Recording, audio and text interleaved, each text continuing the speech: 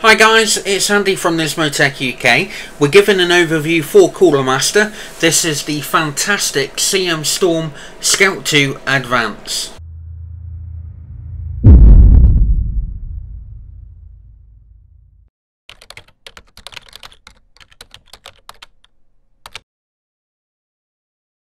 Okay, so let's start with the front of the box. We've got the Cooler Master logo up at the top here and a couple of different images of the actual CM Scout 2 Advance. And obviously the gameplay that's going on behind there with the CM Storm branding and the Scout 2 Advance there. So moving around to this side, again side profile, a little bit of information in foreign languages.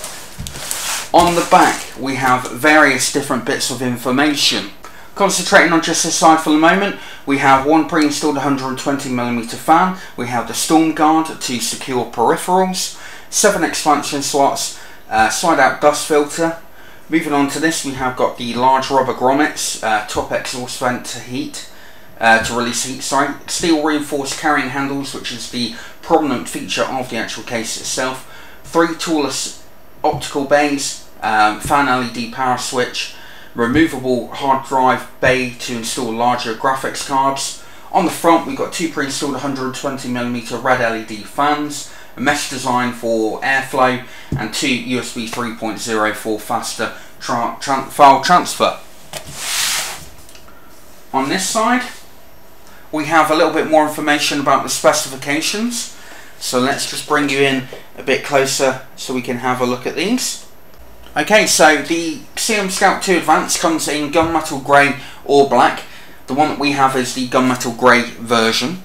The dimensions are listed here: 230mm in width, 513.5mm in height, and 517.5mm in depth. Supports micro ATX and ATX, and has a total of 3 5.5-inch bays, 7 3.5-inch bays, and 4 2.5-inch bays, one of which is converted from the 3.5-inch drive bay. The top I/O panel features 2 USB 3.0 and 2 USB 2.0, along with a mic and audio connection. Fan support: up at the top we've got room for 2 120mm fans.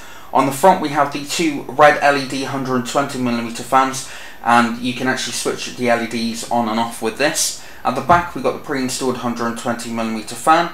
Room at the bottom of the case for 1 120mm fan, and room for 2 120mm fans on the side. Okay, so to start with, we're going to quickly look at the actual side panel here. As you can see, the side window is probably a half size window, and the reason for that is that we have got room for 2 120mm fans down at the bottom. So I'm just going to remove the thumb screws and show you the inside of this panel. With nice handles or indentations to actually pull the actual side panel out, and as you can see, hopefully looking down the line of the actual panel, it is slightly punched out so that you are able to put in a larger CPU cooler. Looking up at the top of the case, we have got the toolless optical drive bays. There's 3 of them. Obviously it's very simple, very easy to install the actual drive straight into that. Just bringing you back and moving down to look at the hard drive caddies. We have got 4 hard drive bays here, along with 3 that are permanent down at the bottom. Also you are able to remove this hard drive cage in order for you to actually install the longer graphics cards. To remove these, there's 2 of these, well, appears to be 2 of these. They are little mounts or brackets for your SSDs, so you just literally mount your SSD onto that and slide it straight into place, and away that we go. Moving around to this side, obviously we've got these 7 expansion slots.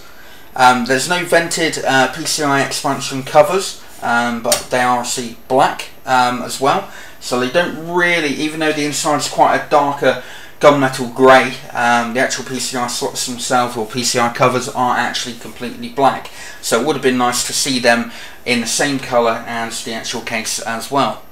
Looking down at the bottom, we've got room for the 120mm fan, and as you can see here with the actual cables that have been routed through the actual rubber grommets, they are virtually all black in colour, which is a really nice thing to see, the cables being in black with it being such a dark looking interior.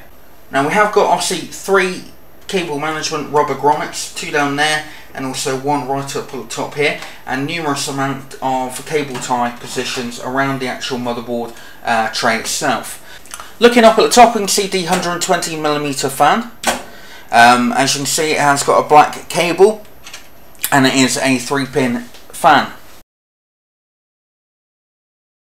Okay, so looking at the back of the case, obviously we've got 2 holes here for water cooling. The back of the pre-installed 120mm fan, your I/O port shield at the back, the expansion slots, the storm guard, and obviously you are also able to connect a very small form factor PCI card to here, or expansion card as well.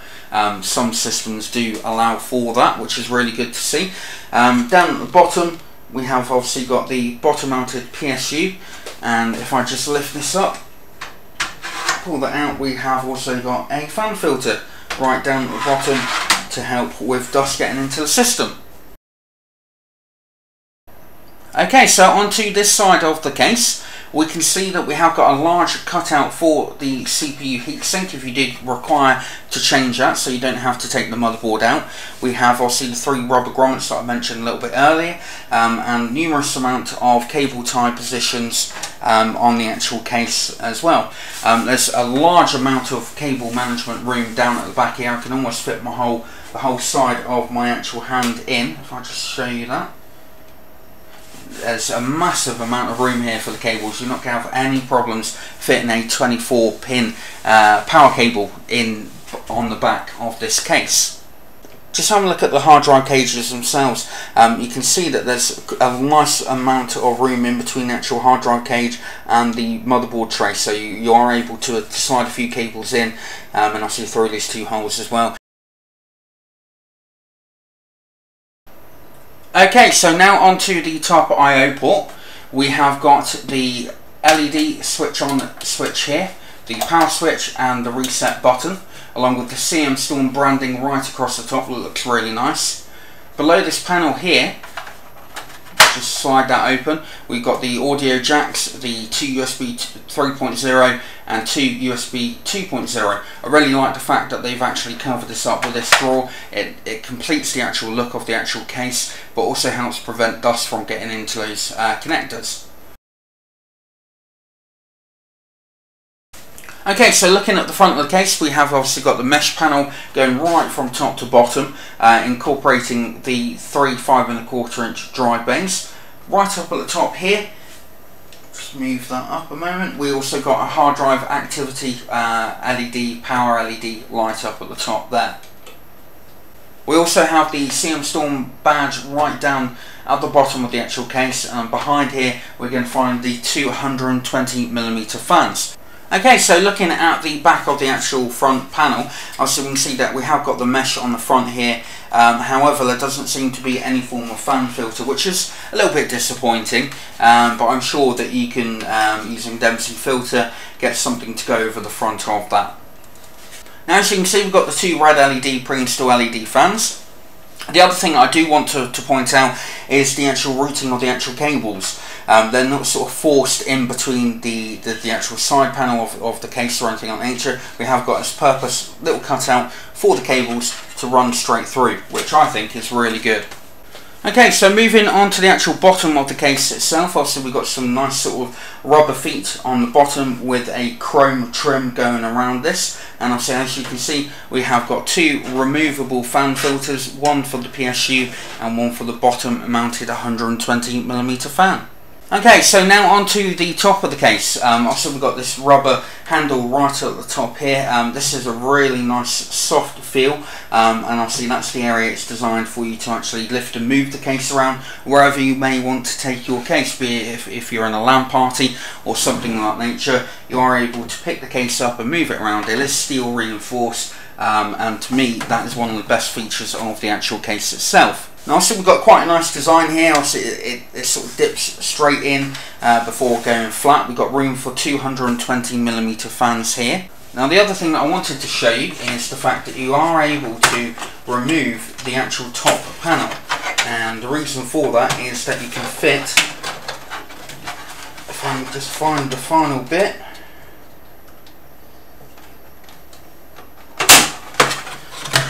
removing the actual front cover or top cover of the actual case, you are able to fit a 140mm radiator into this. However, obviously you're not going to have any form of cover or dust protection. You probably could stick that maybe on top, so it's a little bit loose, but I'm not too sure. Okay, so let's have a quick look in this accessories box and see what we get inside. So we know we're going to get the rails for the actual hard drives. So there's going to be a massive amount of them inside. Yeah, here we go. These are the rails for your hard drives. But also included in here we have got a number of black cable ties, as well as obviously your motherboard mounts, additional fan screws, a speaker, and all the additional screws to connect the other peripherals up to the case. Okay, so as you can see, I've now got the case connected up to a power supply, and we've also got the 220mm red LED fans going around with the 4 LED lights on the actual fan itself. That's what it looks like in the dark. I'm just going to switch it off and then switch it back on. Okay, and that's what it looks like behind the actual mesh panel, and again with the actual lights down low. Now on to my personal thoughts for the Cooler Master CM Storm Scout 2 Advance. I really like the overall look of the case itself. The side windows of a decent size, and you also have room to install a couple of LED fans on the side of the case, which for me is a nice addition. It's great to see that Cooler Master have included 3 fans in the case, especially the 2 front LED fans, and it's also a good plus point that you are able to turn these off if you wish. The case offers really good air cooling possibilities and does feature pretty good water cooling options as well, although installing the top radiator could prove to be a bit tricky. The addition of the fan filters on the bottom and the good sized rubber feet means that vibration and dust levels are kept to a minimum, which is really good to see, especially with the added layer of foam on the front panel as well. Moving up to the top, I really like the cover over the I/O ports. It's good to see that they've covered this up. It sort of complements the look of the actual case, as well as obviously stops dust from getting into these ports. I also like the steel reinforced handle, which looks really good and goes with the overall look and feel of the actual case, and also makes it very convenient for moving the case from location to location. Cable management on this case is top notch, with a fantastic amount of room for cables around the back of the motherboard tray, and excellent routing and tie down options available as well. So for me, this is definitely one of my favourite cases. It's an excellent choice for a gaming rig, so massive thumbs up to Cooler Master, and thank you very much for sending this along to us, and we look forward to seeing you in our next video. We hope you liked our video review. If you did, then please leave a like, as well as any comments or questions you may have down below. Full details and specifications on this item can be found at our website, nismotech.com, along with all the links for purchasing if you wish. Also on our site you'll find our latest reviews and current giveaways, plus a lot more. We look forward to seeing you in our next review.